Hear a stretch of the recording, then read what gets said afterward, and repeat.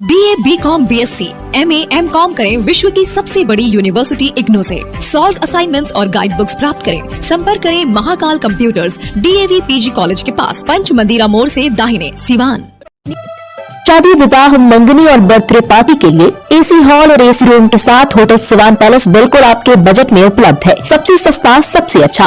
पता SKG mill bypass road, चमड़ा मंडी, सिवान। अच्छा, चुनाव की बात हो रही है। शहाबुद्दीन साहब के जाने के बाद कई सारा बयान आया जिसमें आपने कहा था कि शहाबुद्दीन परिवार से अगर कोई, जब तक कोई सदन में नहीं जाएगा, टूना पांडे चुनाव नहीं लड़ेगा। अभी तक कोई सदन में नहीं गया, तो फिर तैयारी कैसे कर रहे हैं लोकसभा की? देखिए, हमें सिवान की राजनीति पर थोड़ा सा आप दृष्टि डालेंगे तो आपकी सारी स्पष्ट हो जाएगी।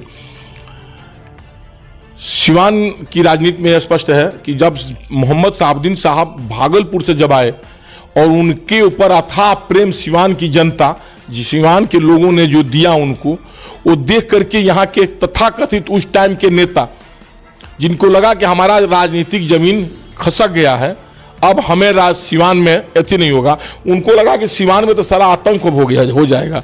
वो पूरा आमरण अनशन 5 दिन 10 दिन कई दिन तक संभाल, JP चौक सब किया लो, और अंतिम में अपने पैसे से लो वो दुकान भूषण दुकान वकील भी किया लो, क्या नाम है, सुप्रीम कोर्ट में, और उनको तिहाड़ भेज करके लोग माना, चैन का नींद लोग सोया। बात समझ गया आप ना?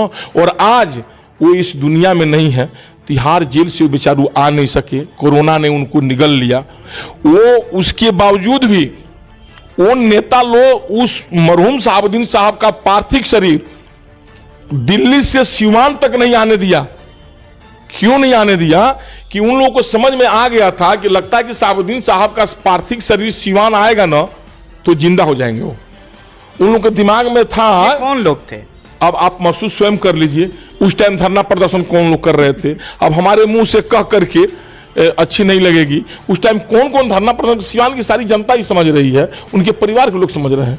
उन लोगों का था कि सिवान शहाबुद्दीन साहब अगर आ जाएंगे दिल्ली से, उनकी पार्थिव शरीर सिवान की मिट्टी मिल जाएगी तो हमारी राजनीतिक तोहिनी हो जाएगी और वो जिंदा हो जाएंगे। तो इतना तक शहाबुद्दीन साहब से उन लोगों ने नफरत किया।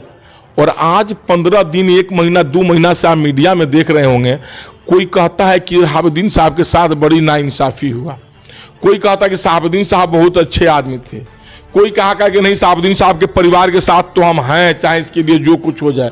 अब शहाबुद्दीन साहब के परिवार की गुण गाया जा रहा। कोई आदमी ये कह रहा है कि अब हिना मैडम को RJD से किनारा किया जा रहा, उनको अपना शक्ति प्रदर्शन करना चाहिए। आज ये नसीब आ गया कि अब हिना मैडम को शक्ति प्रदर्शन करना चाहिए। हमें समझ में ही आया, अब सारे लोग उस परिवार की सहानुभूति बटोरना चाहता है और बलगलाना चाहता है।